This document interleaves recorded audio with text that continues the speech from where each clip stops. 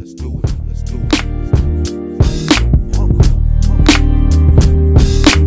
Let me break it down for you again.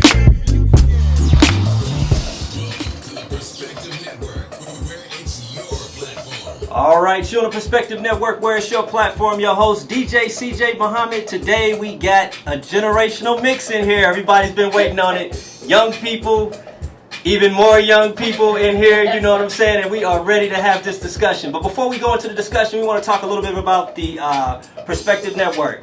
This is what you do. Go to www.theperspectivenetwork.com. Go to the bottom of our page and put your information in so we can book your show today on this Perspective Network. I'm telling you, a lot of people have been calling about trying to get information. Well, that's where you want to go. www.theperspectivenetwork.com. Big ups to my man, Jason Miller. He wanted to be with us today, but he has some things going on. I got a lot of people in the audience today. We're not going to take a lot of time. We're going to go right around the room and introduce our dope.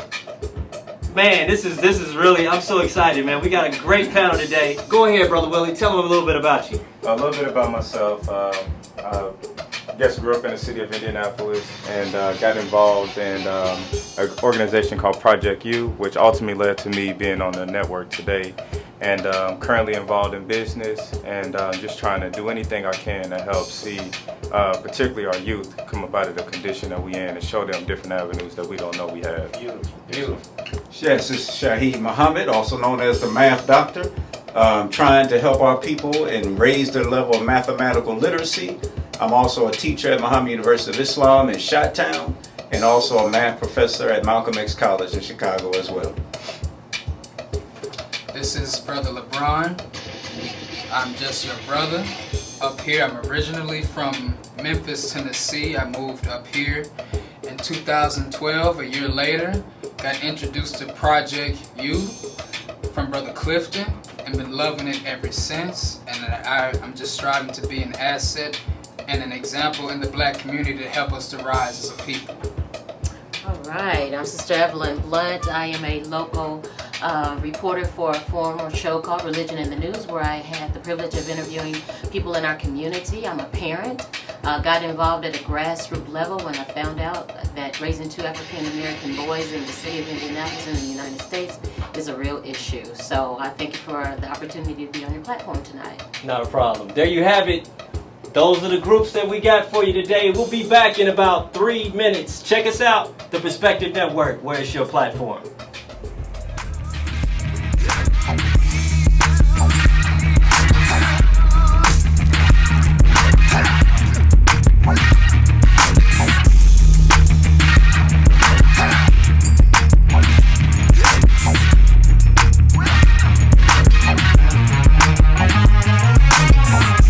Welcome to the Perspective Network, everyone. Your host, DJ CJ. I know you wondering how this works. That's right. It's a Perspective Network where we're going to give the platform to you.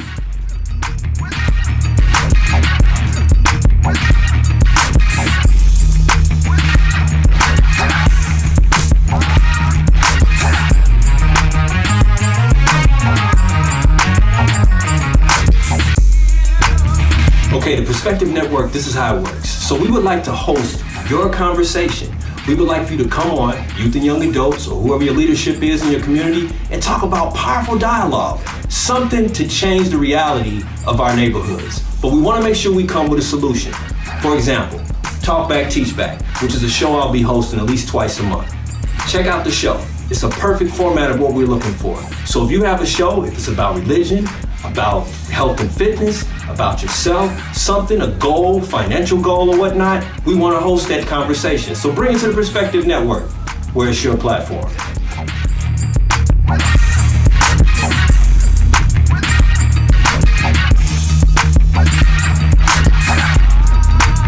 All right, in the end, everyone, what we wanted to do with the Perspective Network is do something that outlives us. There's going to be a lot of young people coming behind us, and so we wanted to lay the platform of a great legacy to our young people and generations to come. So don't forget, the Perspective Network is your platform.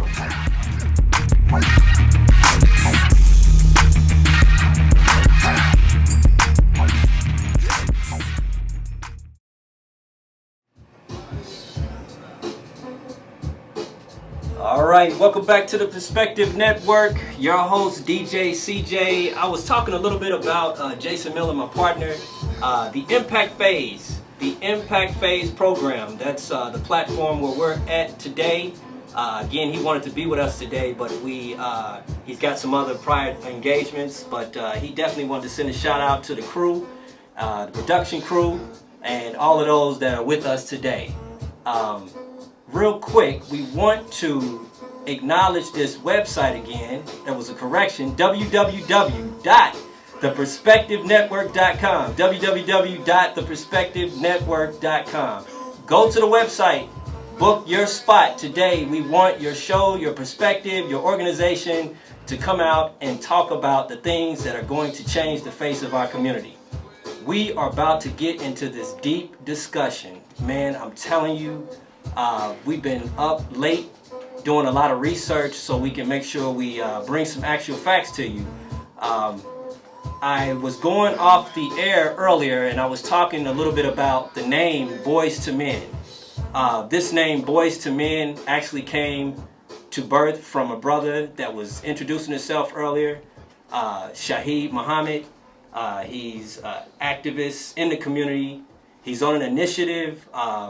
Actually, the name of the program is called Boys to Men. And so we wanted to open up the program today, bringing him on, talking about exactly what the initiative Boys to Men is about. And that would be our segue right into the conversation. So, Brother Shaheed, if you can give us a little bit of information about the Boys to Men and a little bit about what you do. Yes, sir. I want to first thank you for allowing me to be on this mighty program. And it's just a blessing to be here. Boys to Men, of course, I can't claim the origin of that title. Of course, that comes from our beloved R&B group that came up with the title of the song and also their their group. But after Minister Farrakhan emphasized that he wanted to focus, and that we should focus as a nation on our youth, I wanted to do a program, a conference on manhood training. Because I see that there's a void amongst our people on how to transform our boys into men. Mm-hmm. And there's actually an assault on all levels against our young men. So I got the name from the song Boys to Men because that's what we're trying to make them to become, men. So it's a conference that Allah blessed me to initiate in 2015 in Chicago at Mas Mariam. Our first Boys to Men conference, the first one. We actually had about 200 young black men come out. We had different programs for them, workshops, and it was a very powerful and successful conference.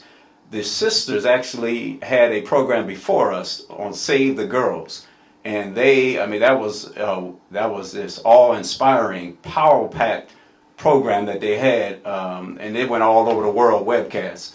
And the Honorable Minister Louis Farrakhan blessed the conference with the sisters, but was not able to make our conference. So this past 2016 conference, the second annual, we were blessed by Allah to have him be there in his presence and do the keynote lecture. I heard from one of his sons that he mentioned that it would be nice for us to take it on the road. And so now, and I've been in, I think about 6 or 7 cities, we've conducted the Boys to Men conference in different cities. And we're trying, with the help of Allah, to bring it to as many cities as possible because we have to counteract the attack of our enemy against our young boys. There's an attack on our young girls as well, but I'm just trying to do my part in helping against the attack against our young men. We have our 3rd annual Boys to Men conference coming up this May 13th in Chicago. And of course, we're trying to do it here in the mighty city of Indianapolis, and we want to take it to as many cities as possible. We have to realize that our youth, as the song says, is our future, but we got to stop singing it and making it a slogan, and we got to get up and get to work and act like we're in a state of an emergency when it comes to our children. Yes, sir. Beautiful, beautiful. You know, I was looking at the flyer that was beautifully produced by our designer, Bree. She's actually working with production right now, and I took the title a little further, and I thought about the name, the word, I guess, what should I say, is protection. And so we came up with a slogan today. It was called Boys to Men, Protecting the Future of Our Boys.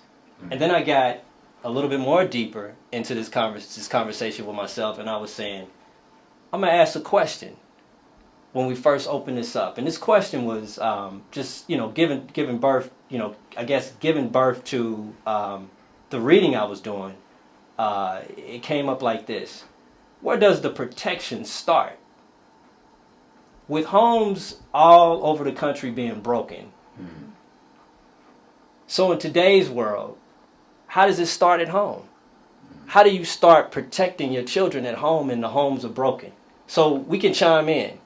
We educators, we're sons, we're mothers of sons.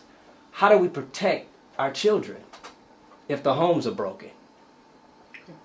Well, I know the Bible says that our people are destroyed from a lack of knowledge, and I think many of the problems in our homes is a lack of knowledge on part of the parents. Whether it's a single parent, double parent, whatever, it's the information, the knowledge, the wisdom on how to properly raise, how to properly protect their children that's missing.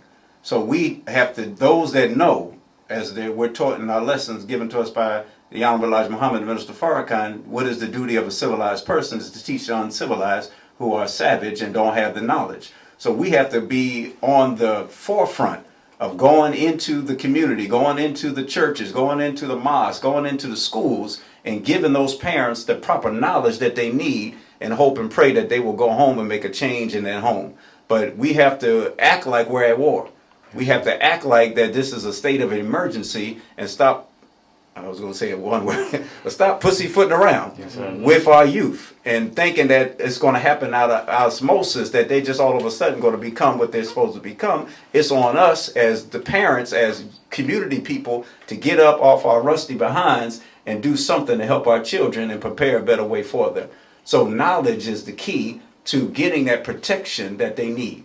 I have to piggyback in on that. As a parent, growing two young African American males, as I told you before when we started to have that conversation, it was my responsibility. He's right, we are a lazy generation. Our parents, I don't know, we became entitled. But I had to get up off of my rusty dusty when the school system that I sought out to be one of the more advanced school systems in the city of Indianapolis to educate my sons, I quickly learned it was not their responsibility but mine. Right. And with that understanding, I had to get some knowledge on how to educate myself, which I had to take a course in parent-centered education so that I could learn how to write letters to the administrative staff, so that I could learn terminology, so that I would not be perceived as a young mother illiterate myself. So it is our responsibility. But I think the reality was when I found out that my boys were being targeted for the prison system by the second grade. And when I looked at, this was back in the day when Free Willy was all the rage, and Free Willy was about endangered species. When I looked at the statistics on endangered species across the board, African American males fit right into that statistical synopsis, but we were not listed there. So as a mother, I was horrified, but I became educated, and with that education, I became confident, and with that confidence, I became empowered, and with that empowerment, I became a threat. Let me spin the tables a little bit. We're talking about responsibility for the parents. Youth and young adults. Is there a level of responsibility on yourselves, or do we just do we depend on our parents, our older generation or whatnot to relegate this information to us? How do you take self-responsibility? I believe that a large part of it is that we have to be held accountable by the people that we look up to. A lot of times when I was growing up, it was kind of like a badge of honor to do certain things that was ultimately going to destroy your future or set you behind in some respects. I know when I was growing up in school, a big thing was to buy the new Jordans or the new pair of shoes that came out. But, you look good during that moment, but it wasn't no one teaching you the value of saving your money and discipline your dollars and investing and learning something about business. So I think it's twofold. Once it's presented to us from the people that we look up to, then I think, then we can be held accountable because we have somebody to correct us. But we grew up in a society where you're taught to be a consumer. You're not taught to be anything outside of being a consumer. So it's two-part, but we first have to have that introduction to let us know that, hey, look, you might be in error. You should take this route. Here's an example of a person that that chose to do this and they became successful based off of that. So I believe it's two-part. This is why the teachings of the Honorable Elijah Muhammad is the solution to all our problems. The Honorable Elijah Muhammad set up classes for the men and classes for the women on how to properly parent, how to properly raise your children, how to properly set up that protection that you were talking about. But the problem is, as a people, year after year, we keep rejecting the teachings of the Honorable Elijah Muhammad, and that's why we're in the hell of condition we're in. There is I guess, a rebuttal from young people that when you talk about religion, when you talk about a way of life, they say that there's distractions. I got another question for you all. How do you control the environment of young men and keep his attention on what's right from what is wrong? You got social media, you got music, you got the provocative dressing of females. Unfortunately, this is a distraction for young men. How do you leverage that? How do you leverage your way of life with all of these distractions? Some young people chime in. If not, well, I would have to say that the desire feeds the will. And if you want to go out there in that world, you'll make it your business to be out there. But then again, if you are striving to repel this world, and at times you're going to struggle at times. But at the time when you're at your peak and you're striving to do what's right, your will become so strong that you have tunnel vision, that you're not focused on what an indecent woman is wearing or what the latest Jordans are or things of that nature. So it's all in the heart. Someone asked me one time, one day, you're going to drink when you get to my age. The brother was probably a couple of years older than I am, but I said, if not wanting to be right is not in the heart, of course I would do that, but me wanting to strive to be right in a world that's completely wicked, I'm going to choose the righteous way. Well, you have it. Brother Willie, what you think? I guess I'll take it from a different angle. If somebody recognizes that they want to be right, but as we've been taught, this world that we live in, it's so easily to be deceived or trapped by the things that's popular in society, especially when it comes to male and female relationships. When you got, this person with a boyfriend, this person with a girlfriend, the music you listening to is promoting these things, and on television it shows the people that are doing these things are happy, they're at peace, and you looking at your family that's married, they're going through problems, your father wasn't there, and you're looking for some form of escape, and you want validation at the same time. I think a lot of times the youth, they need to see an example of the benefit of being right. Because when they see that, this is my goal, this is what I want to do in my life, and if I'm going to get there, I can't include these behaviors to get me there. They need to know that, these actions is not going to take me to where I ultimately want to go, and to have an example that's there for them to see in front of them. Sister Evelyn, you were mentioning that you were a mother of a son. What were some of the tactics you used with your son at an early age, and even now? What are you doing? I mean, because this world is obviously upside down and inside out, and on different avenues. And so, what do you do as a woman, and what can you say to our viewers to encourage women, even single women, that have sons that are worried about them, worried about being shaped and molded into what is not right? What can you say to them? I would say, first of all, I was blessed to have a husband and a father in the home who exemplified a phenomenal work ethic and a responsibility to take care of his family. So that was a blessing for me. However, I was raised by a single mom. And being raised by a single woman, a single mom with an absentee father, that has an effect on a child. So my whole goal as a mother was to be sure that I found my space and place in the relationship as marriage to give my husband the right platform of respect. So my boys had a right understanding, because I come from a long line of strong black women, okay? But we had to be strong, but there's a place that you have to utilize that strength wisely. So my first encouragement to women would be find a mentor. If you don't have the child's father is not in the home, find a healthy mentor that is doing what you want your son to do, or at least expose him. When I was growing up in high school, we had Center for Leadership Development right here, Henry S. Bundles Jr. I was a product of that. I was a product of junior achievement. This was not because my mother was able to really encourage me in those areas, but I was gifted. I was a person who was curious. As the young man stated here, LeBron, he talked about, he had a heart to do right. I believe children will have a heart to do right when they see that there is a reward for doing right, when they see that there is encouragement. We celebrate the negative. Most parents come after their children when they see them doing bad things, and my goal or my behavior with my children was I was honest with them. I didn't forget what it felt like to be young, but I wasn't trying to be their friend either. I was their parent. So I parented old school. I taught them the value and the virtue of being still, being quiet, and working hard. My children started working at 14 years old. That was just they didn't have to necessarily be responsible for bills like we did growing up, but they had to work, they had to be responsible. So I just think encouraging mothers, single mothers, find a mentor. Be consistent. If it's no today, it has to be no tomorrow. I don't care if you're tired.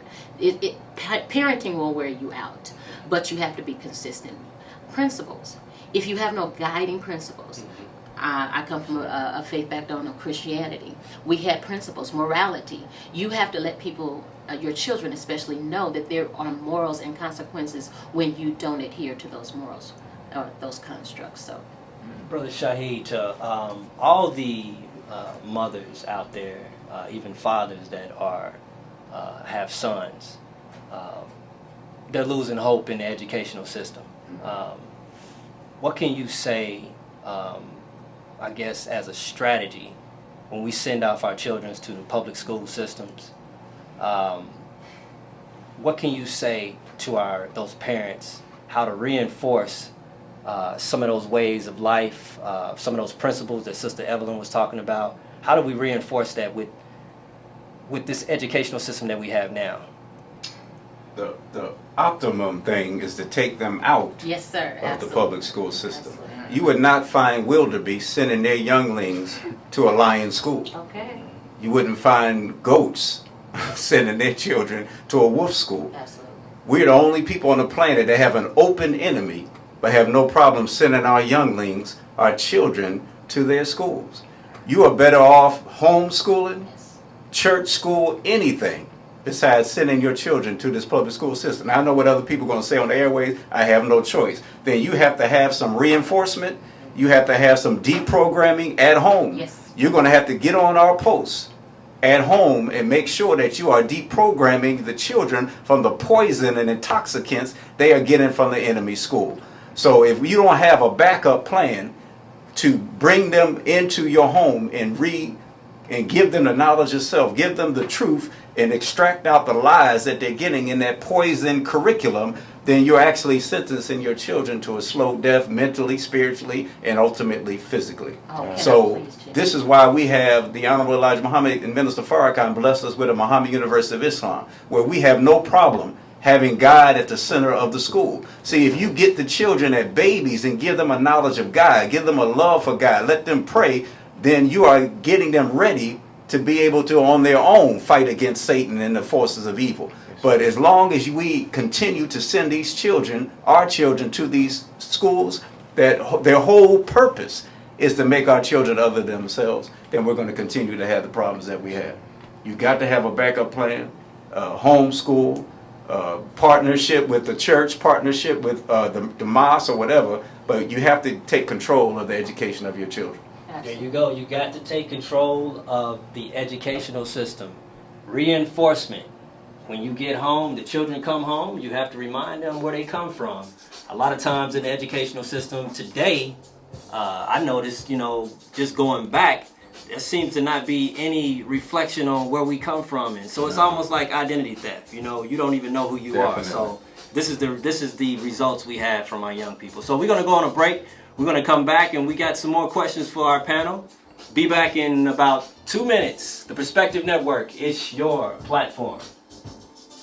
Don't go away. Talk Back, Teach Back will be right back.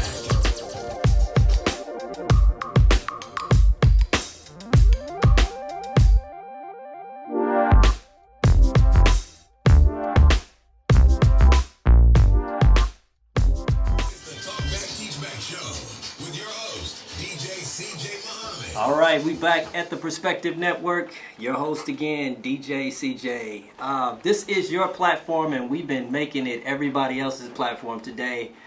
Before we went off, we were talking about the identity theft, the identity loss of our young people, and how we've been relying on someone else's education. I have a question for the panel because of the sake of time.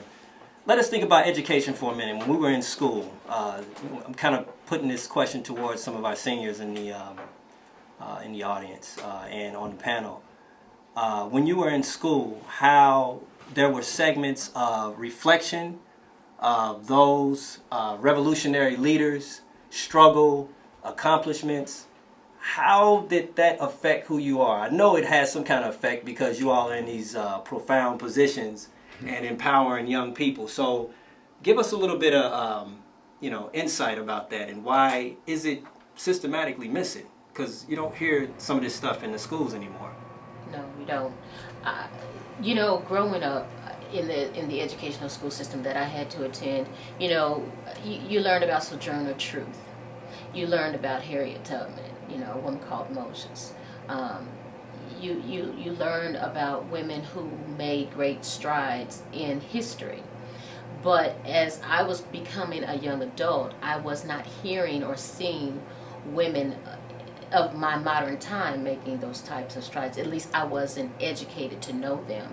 And if you don't have parents who are educated, motivated, and involved to teach you, you have to rely on other sources. So what I can say was, though they would skim over it, like somebody mentioned during the break, we were given Black History Month, the shortest month in all of the calendar year. But that was still some of the same regurgitated information, that we were given. But it took outside forces to teach me about other women who had made great strides, or other men who had made great strides in the advancement of us as a people. So I just think it's going to, again, fall back on the parent or fall back on your support, your community, to teach and educate our young people about their history and where they come from before slavery. Right. Before slavery. Brother Shaheed, what I seen you itching to say something. Yeah, I can't remember any history given to me that was relevant to black people in my educational history and career. It was not until because I was born in the Nation of Islam, so my parents got me, I was little, but we got an understanding of the Honorable Elijah Muhammad. Then later on we got an understanding of the Honorable Minister Louis Farrakhan. If it wasn't for those two, I wouldn't be in the mission that I am right now, because I would not have a love for my people, wouldn't have a knowledge of helping my people, wouldn't have a desire. I'll be fine with a little suburban home and a nice car and a little teaching job as a math teacher. But it was through those two that I was able to now get a perspective on what was missing in the educational system. And we can't expect your enemy and our enemy to give us a knowledge of self in the educational system, which was never designed for us in the first place. So we shouldn't even expect it nor get upset about it. We need to get off our rusty behinds and pull our resources and make our own schools. Anybody in their right mind would do that. But we know black people, we're not in our right mind. So we continue to send our children to our enemy schools and expecting a different result, which is basically insanity. Is there some pushback in the schools? Y'all in the school system, maybe graduated, I'm not sure where you all are in your sojourn in education, but was there ever any pushback? Was there teachers there trying to advocate black empowerment? Was there ever any pushback, if that makes sense? Not that I honestly can remember, because majority of my teachers were white, and all the education that we, so-called education that we learned, were of white founders. so-called white founders, and they never gave us a proper education of ourselves. And if they did say anything about black people, it was just slavery, as if that was just a part of our history, or if that was all that we had to contribute, was that we helped white people build up this land. But our student minister, Brother Nuri, says that slavery is not history. It really interrupted black history. So if I'm learning just slavery, then I really don't see any value in myself. But if I learn those great kings and queens of Africa and what they did, like Queen Nefertiti, Queen Nzinga, King Tut, Queen Hatshepsut, King Imhotep, all of these great kings who had major contributions to science, higher learning, and mathematics, I can look at that and say, if they did it, I can too. And the enemy knows a whole lot about image association. So if he sees that black people see the hieroglyphics in Egypt and seeing all the advancements in mathematics that they had, yeah, I better scratch that off or not tell them at all, because if they see that, then that's that will cause my world to diminish. That wasn't a big pushback in the school that I went to, only because the students, our mindset, the way that we thought, we didn't even know to ask those type of questions. We didn't even know to bring up the fact that we didn't have, kings and queens and stuff. We just knew that I go to class every single day. I'm trying to pass this class so I can stop going to school and do what I want to do. Right. But we didn't necessarily know what questions to even ask. So it wasn't a pushback, because they had indoctrinated us in a way of their education that we just thought that was just the way that it is. And you learn that thing. You learn those type of things when you go to college. You don't learn those things while you going to school. Just to put a little spin on the subject, do you all believe that there is a case of social engineering? Oh, absolutely. I think about all of this wisdom we have, all of this religion we have, but yet we still perpetuate ignorance. So is it possible that maybe people are put in place to do what they're doing? Can we elaborate on that? Because I hear that word a lot, and I want some of you all scientists that are in the room to break down this social engineering, because we suffer from this every day. We got all of this wisdom. We got all of these books. We got all of this Islam and Christianity and philosophy. We had a show about business, and we were talking about how we intellectually hustling people all over the internet, but yet we're not changing the condition of our people, of our boys. We are, generation after generation, it's the same cry, it's the same discussion. So can we talk a little bit about this social engineering? How can we get to the root of this and uproot the issue of our young boys being socially engineered? So when you mentioned pushback, what came to mind to me was two instances. One at Howard University, which is a historical black institution. They have a middle school. A black principal fired her black teachers for teaching too much black history. Now here's a black principal firing black teachers at a black school at a historical black university for teaching black history. There was a brother that invited the Honorable Minister Louis Farrakhan to a college in Chicago. Later on, he turns up fired just for inviting on the so-called campus of higher education, just inviting the minister to speak to the students. He ends up getting fired. So any consciousness, anybody that can come in and break the mold, they are immediately jumped upon and immediately attacked and fired if necessary for teaching that which would give the children or students what they need to become better. So yes, there's a total social engineering going on every front that you can name: chemical, biological, intellectual, educational, socially, politically.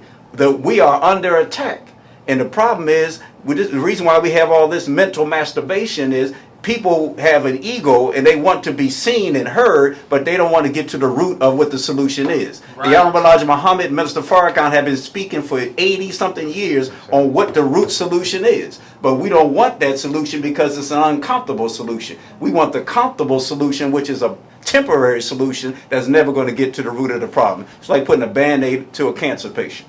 That's crazy. And on that note, I want to go into a really thought-provoking statistic here. If we can bring this slide up, I want to talk a little bit about this prison pipeline piece.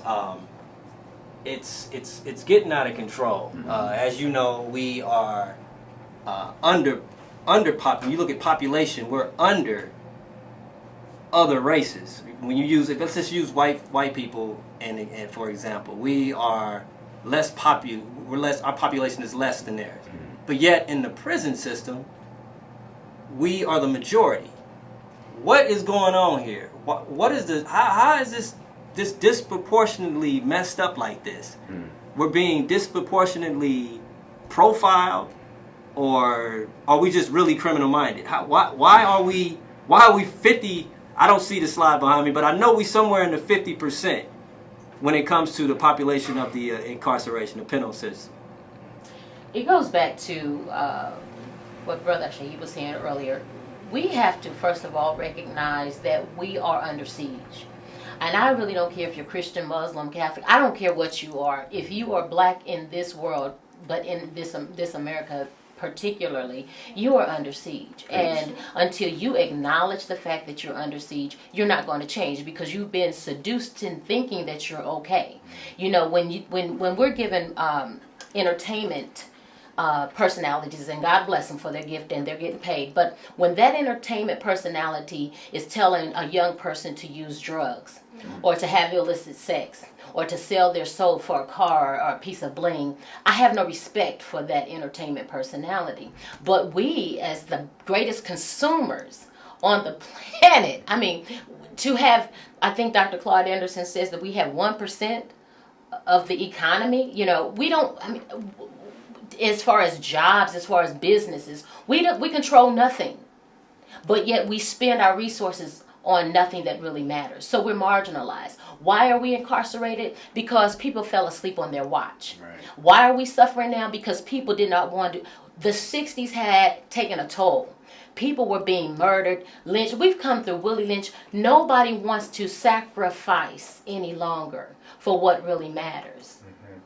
It's a sacrifice. You've got to get up off your rusty dusty, as Brother says, and you've got to do what it takes. And that takes courage. I remember this movie. You can't handle the truth. The truth is we black people don't want to acknowledge our own truth, because that means we'll have to stand up and do something. Right. And we have been conditioned to let somebody else do it.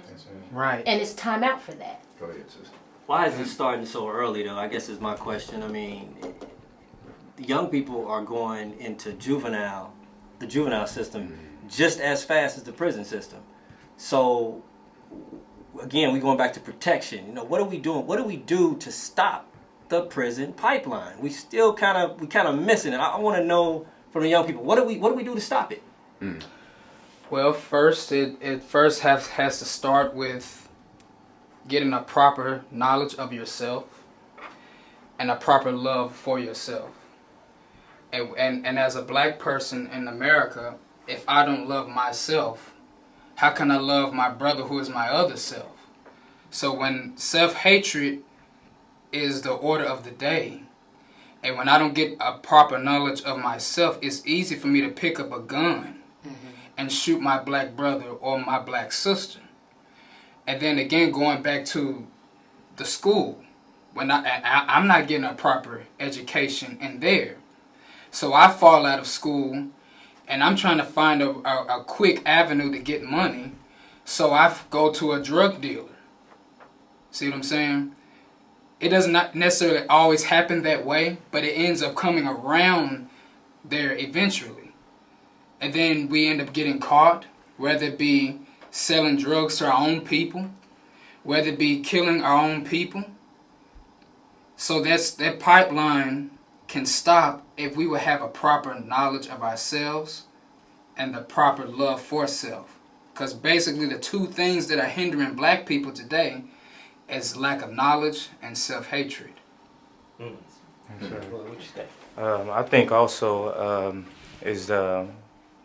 we have to, I remember something I said when I started off was that I was a part of Project U, and something that we did was something called Save the Teacher, Parent, Student. It was dealing with those three relationships. Conference. Because so many students, we placed them in an environment for 7 hours a day and tell them to just learn.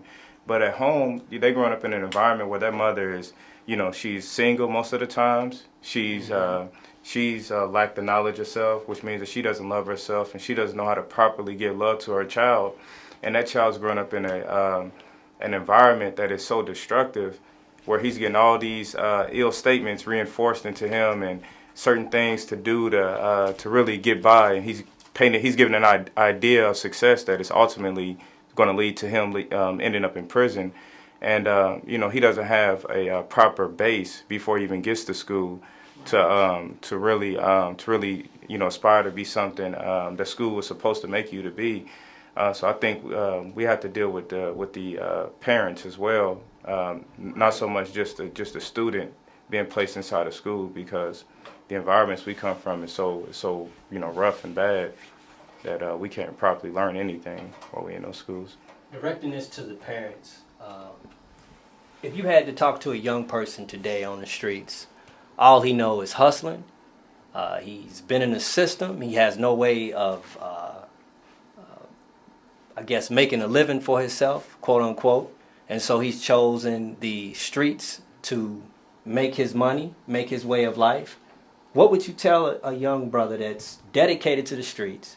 This is all he knows, and understand that these are symptoms of something that's going on at home. Our people are not systematically, put in these positions just overnight, just in a twinkling of an eye. Something's going on at home that causes our young people to be the way they are. So as parents, you see these brothers on the streets because there's a generational despair. So they looking at, our older generation, and they're like, I ain't trying to listen to them. I'm not trying to listen to religion. I'm not trying to listen to that Islam, that Christianity. What can you tell a brother, straight talk, a brother that's on the streets? This is his way of life. Killing is his way of life. What can you tell him that he can get, like Brother LeBron was saying, that self-love, that understanding of who he is and where he come from? Well, I think the first thing, a victim needs to know that there's an enemy. And I think they need to know the bigger picture. Yes, sir. They need to know that, as you mentioned, social engineering means every aspect of society is working against your rise. Yes, sir. We need to point out to them what the bigger plan is, that there's a bigger plan for you being on this corner. What is it going to lead to? And then what are some alternatives that you could take where you can get the same outcome without putting yourself in the open hands of your enemy and giving them everything they need to keep your rise from happening? So I think the more you give them straight truth and actual facts and let them know that they are at war and that you have an enemy and this is what the enemy has planned for you, and then you make them make the choice. Let them know what you need is a thorough knowledge of self. Let them know that they need to love themselves and give them the equipment to do that. And then they have to make the choices on themselves at that point. But the more they are made aware of what's the storm that's coming and that they are under attack, I think that'll open their eyes up, hopefully, for them to see the bigger picture and try to make a change. Sister Evelyn, as a woman, would there be a different language in your perception, your perspective? Is there a different language when you're talking to young people? Because obviously there is a disconnect between woman and man. There's a despair of respect between man and woman. So how do you tell a young brother, even a sister that's, on the streets, we're trying to restore young men, we're trying to protect young boys? I have several young ladies under me who call me Mama E. Mm-hmm. I take them under my wing and I talk to them real talk. I send them information.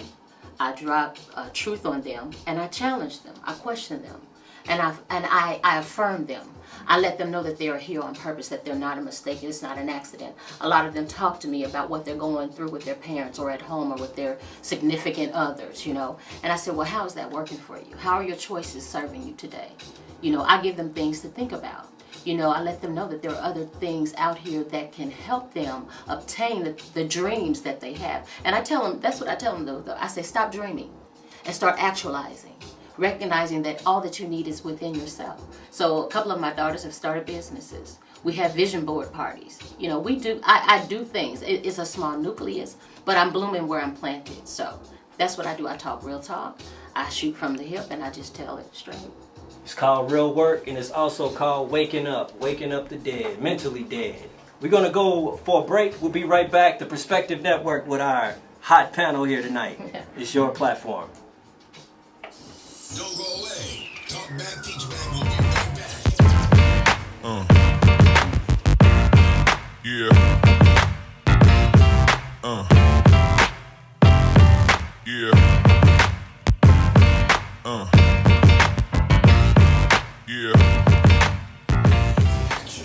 It's the Perspective Network, where it's your platform. All right, we are back with the Perspective Network. Man, it has been heated up in here. We're going to get back to the subject here in a little bit, but we want to remind you about the Perspective Network.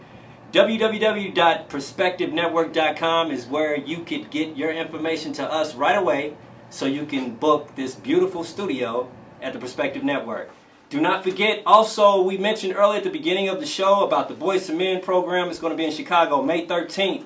Keep your eyes and ears open. We'll have some information at the end of the show, and we'll also have Brother Shaheed give us a little bit more information. But don't forget, again, get your boys to this event. It's called the Boys to Men program. Is going to be May 13th in Chicago. Do not forget about that. We'll also try to get that on our website as well. So pay attention to that. Do not forget about that event. We were talking about how communication is important when you're dealing with our young people on the streets. Just to open it up a little bit, we grew up in the hood around killers, okay? These brothers was killing, these brothers was selling drugs, these brothers was doing everything under the sun. These were our homies, these were our friends. I'm just being honest. Religion is not working, okay? It's not working. Saying it really articulate is not working. Putting on a bow tie, putting on a straight tie, it's not working. So what is really the solution? What can you tell our parents that are mothers of dying sons, dying daughters, dying cousins? Some of us are parents and cousins of cousins that have died yesterday, died last week. What can you tell these parents that are listening? Young parents, how to protect their children. Young people, I want to hear from you. I think one of the biggest solutions is that a lot of times we think that just one sit down or one meeting is going to change things. So like we'll go to a person and then, tell them, invite them out to our meeting, our service, our event. But that still don't change the fact that they got real problems and real issues that, they're not necessarily trying to look for that. Like we have to be more direct in our approach, more so than just putting the responsibility on them. Because if they could save themselves, they would do it. They all looking for a way out, whether they smoking, they drinking, they doing whatever they can just to get some form of peace. But those of us who claim to know God, claim to be a part of these organizations, it takes more than just you going to, than you just inviting them to like a meeting or something. We got to be, part of the family in a sense. We got to be, we got to follow up with them and, get to know their children, get to know what they really are going through and be concerned about it and try to walk them through like where we came from and take them step by step of how they can really change them things. If we got resources, provide them those resources to meet them where they at and don't be judgmental and come from a position as if we better than them because we all in the same boat. So if the responsibility was in your hands today to save the community, what would you do? What would you say to these brothers? Man, the biggest thing, because I don't have the biggest thing I can tell them is just my own personal journey because I didn't necessarily grow up, from an environment where I'm the type of person that I am now because of my parents and whatnot. I grew up in an environment where I didn't have my mother, I didn't have my dad, and I was raised by my grandma. And at the same time, they grew up in, we grew up in debt. Everybody's poor, everybody's still to this day, still behind. Seeing uncles, shot, everybody selling drugs, lose a cousin at 13 and 12 years old. So it wasn't, so the biggest thing I can tell them is just my personal testimony is that, number one, and we have to really try to get back, what did it for me was me trying to recognizing that something was wrong and, you know, something need to change and that I need to get right with God and make those type of changes. And so the biggest thing I can do is just give somebody my testimony, and the people that know me, they know that, you know, I really come from every part that I say that I'm from. And, you know, the biggest thing is just my testimony, and just tell them how, you know, I struggle to overcome this. I struggle to stop cussing. I struggle to stop doing this. I struggle to stop smoking. I struggle to stop, you know, cut these things out of my life. And you know, just, you know, that, you know, it's a process, and, you know, don't judge them where they are. Just, you know, try to help them out at every phase of their growth and development, and just let them know that, you know, you can do it, because you knew me growing up, and we from the same tribe, same background, that if I did it, then, you know, you can do it, and I'm here to help you get there too.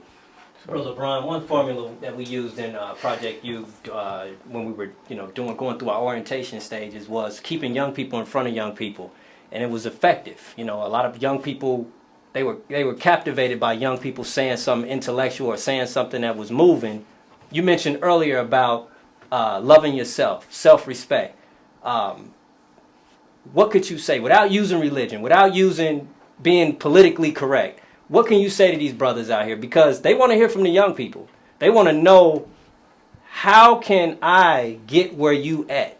How can I take the same road where I'm in the road I'm going now to get where you are? What can you say to these brothers out here? Well, I could tell my brothers, first of all, I'm your brother, and you are my reflection, and striving to feed off of the proper knowledge of myself. I can't abuse you. I can't pick up a weapon and harm you in any way, because I see you as my brother, and I see your family as my family. And whatever your family goes through, I don't just feel sympathy, I feel empathy. And that's one thing that we have to learn to feel, well, do in our communities. Because if one of our brothers and sisters is shot down, oh, that's my uncle, that's my sister. We have to learn to make this thing family. And that's what I love about our Mexican brothers and sisters, because they value family. And black people, we don't value family. You can't have a strong nation or a strong community without a strong family. You can't have a strong family without having the love and the proper love for yourself. So I would tell my brothers, look, man, put the gun down, brother. It's not worth to go to jail for something stupid, because many of our sojourns going to jail and prison and whatnot, they were petty differences, and when we get into the prison, we're thinking about, I shouldn't have done it. Well, it's a little too late for that now. Why not think about our actions now before we act on them, so we can get this thing out of the way, get our people to learn to love each other, because we have to become a nation right about now. I wanted to add on that. I'm sorry, did I cut off, brother? I was gonna say, I mean, I think we do value family. We know what's right and we know what's wrong. It's not a matter of us not knowing what's right and what's wrong, and us, you know, wanting to, you know, have the best things of life and everything like that. It's just that a lot of times we are so blinded to the way that we've been taught to be and act like that, we don't even know how to get there. We think by taking this route is going to get us there, but it comes from us having a lack of a know-how to how to to know how to get to the position that we really are aiming for. And you know, that's why we have to be taught really about God and taught about who we are as a people. But before we can even teach them, we got to let our people know that we love them, and we got to come in and break the ice and let them know that we all family and we all in this together, and just try to help them see themselves worthy of, living a decent life and being respectful and civilized. Let them know that that's who you are. Like, you're not being something that you're not by trying to do that. So. Brother Shaheed and Sister Evelyn, I want you all to chime in on the responsibility of leadership at this point. We talked about different organizations in our cities, grassroots organizations, protesting going on. We have there's just everybody's advocating stop the violence. Everybody's doing this initiative. What is the responsibility of leadership today? If you had the platform and you had to tell leadership what they needed to do today, real time, what would be their responsibility in regards to saving our young people from all of this, the pipeline we talked about, the perpetuating violence in our communities? What would be your message? Well, brother had mentioned something that I think is the core principle of leadership, which is love. I think it was Lionel Richie that had the song "Love Will Find a Way," and a good leader, one of our best examples of a leader is Jesus, because Jesus said that a shepherd, a good one, will lay down his life for the flock. But we have too many shepherds that want to enrich themselves, pump up themselves, but don't give a damn about the flock. So a good leader, I would tell the leadership that if you want to be a leader, you must first define what real leadership is, and that is a shepherd that's willing to lay down their life for the flock. And do you really love those that you're trying to lead? And a good leader will not just do surface things, temporary solutions, but will try to find the root of the problem and then present real solutions. A good doctor will advocate preventive medicine. They won't wait until the patient gets sick, then try to cut or drug. And we have leaders like that because they want nearness to Pharaoh, the modern day Pharaoh, then they don't have root solutions for the people that they're supposed to be leading. They have surface solutions that is appealing to the enemy that put them there in the first place. So I think we have to advocate leadership to provide our youth, provide our people with the means, the mathematical means to solve their own problems. And the Honorable Elijah Muhammad and Minister Farrakhan have those type of tools that he gives to us, mathematical solutions, because he gives us root solutions to root problems. There's a myth, Sister Evelyn, that women cannot raise boys. In this day and time, there is a lot of single mothers with boys. It's critical right now because there's a lot of disadvantages for men right now with the pipeline system, with like Brother LeBron talked about, the level of self-worth, self-respect, self-love. As a mother, how do you protect your child from that? How do you talk to mothers that are trying to rear their sons, their boys, and be empowered about it, and not be disenfranchised as a mother with a son? Well, first of all, I want to say it's not a myth, because as good as a woman can be to love her son, expose him to higher education or whatever, to equip him, she cannot teach him how to be a man. Only another man can do that. And I will stand on that. If you don't have a father, uncle, brother, pray and ask the Lord God to send a man who will take your son under his wing to teach him what it means to be a man. But not just any man. A man who is taking responsibility in his life. A man who hopefully has a business. A man who has education. Who understands that he is more than his job, but he is a spirit being having a human experience, who can actually equip this person to be a whole person. So I would tell her, look about your support. A lot of times women, because we're strong, we're so trying to be that man figure that we lose our femininity, and that brings confusion. She needs to try to find that support within her community, if she can, to support. If not, she just has to pray, do the best that she can, but always, always equip that young man, build him up, let him know he was put here to be a man, and affirm him as a man. One of the challenges that you have if you're living with your adult children, when your adult children go away from you and they come back home, they are no longer your child, they are another adult in your home. You have to treat them like an adult in your home. And it's a challenge sometimes, especially when it's a mother with her son. I won't have a 40-year-old laying up on my couch. I'm working all day, and they're coming home, and I'm coming home, and you on the couch. That's just not going to happen. Yes, ma'am. Brother Shaheed, real quick. Yes, real quick. I mean, just to harmonize with my beloved sister, what she can tell them is to bring your sons to the Boys to Men Conference in Chicago on May 13th, because we have a boot camp on manhood training.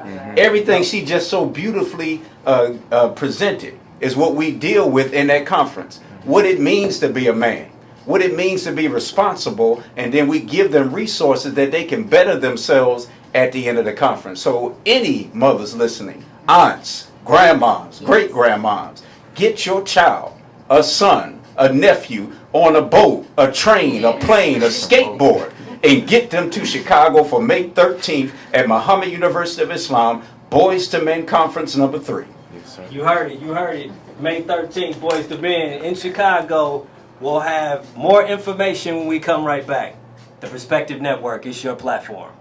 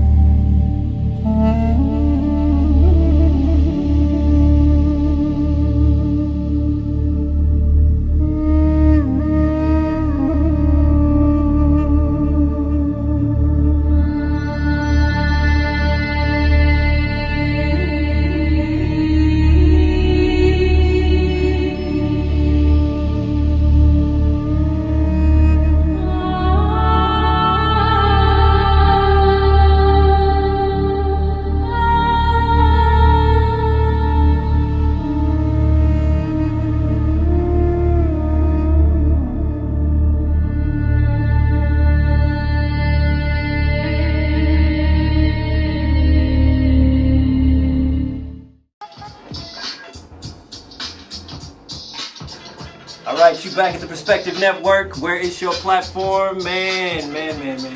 This has been one of those shows, but we're going to get right back at it, but we're going to kind of close it out. We've been talking about a new educational system which has to be put in place. We need more men. We gotta put more men in front of men. That is a way to protect our men. Put the families back together. Put the man back in front. Real parenting. Language. It's all about language. What are you saying when you're talking to these people? When we're talking to our people, when you're talking to young people, what are you saying? How are you saying it? There has to be a level of love. You have to accept love. You have to accept some sort of responsibility when you're talking to young people. It's all about loving yourself. And also, we can't forget, there is an event coming up May 13th in Chicago. We're going to let Brother Shaheed tell you a little bit more about it. We want you all to show up at this event. And if we want to know, also, Brother Shaheed, do you know if it's going to be webcast? Do you know if there's another alternative for if those that can't come to the event, they can at least tune in?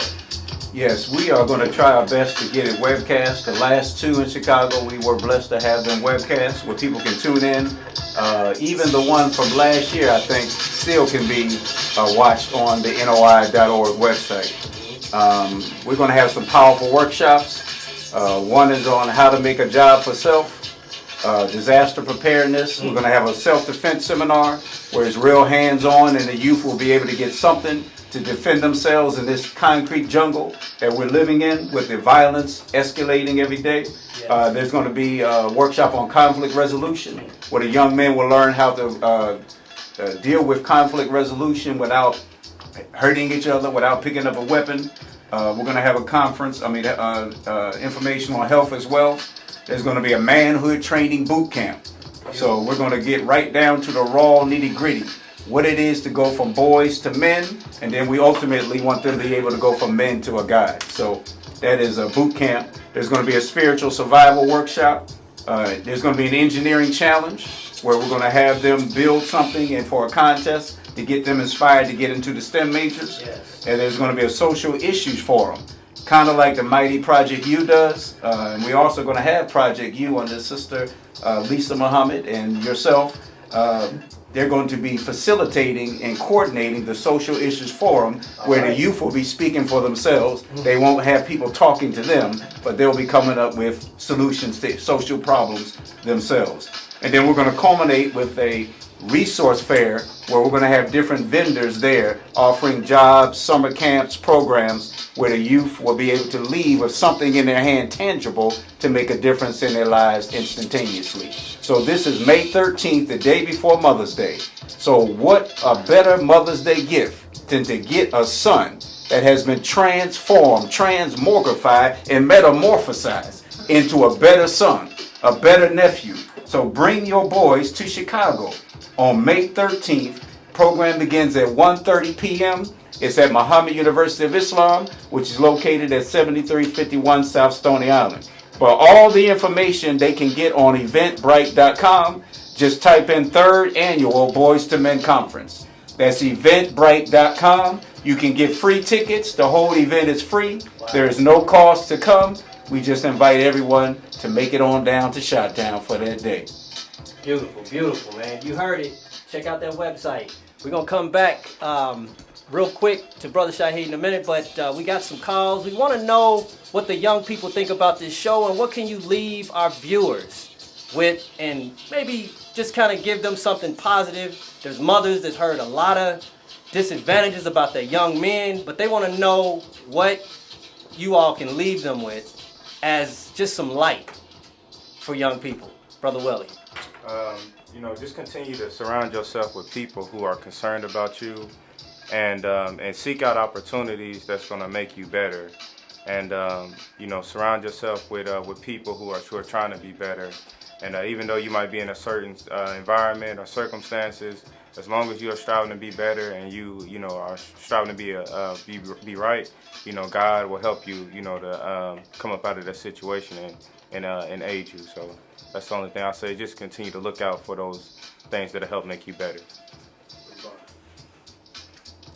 What I would suggest is when all those young black men and women who go to school, even though you're going to school, go and do your own research on your own people. When the teacher doesn't tell the history of your people, go and do your own research and continue to love your beautiful black self. That's right. Yes, sir. That's it. Because black don't crack, and we got to learn to show a lot of black love in the black community. All right. Sister Evelyn? Just dare to be different. Stand up and embrace your unique natural self. You're here on purpose. God made you a beautiful black person. Embrace that melanin and learn what it's all about. Just stand up and dare to be different. It's all in you. Everything you need is in you. God in you. Embrace the God in you. Christ is there.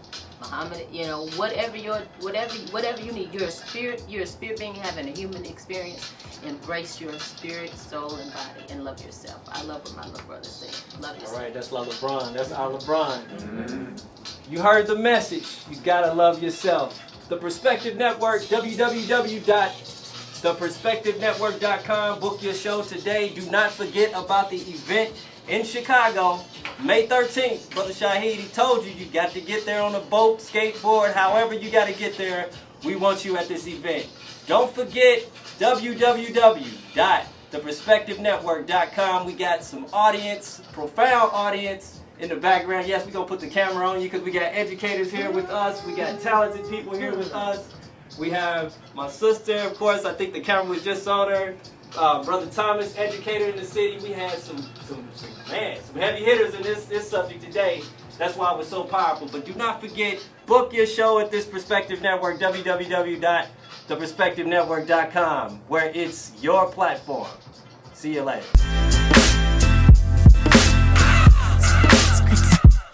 History, baby. Yeah.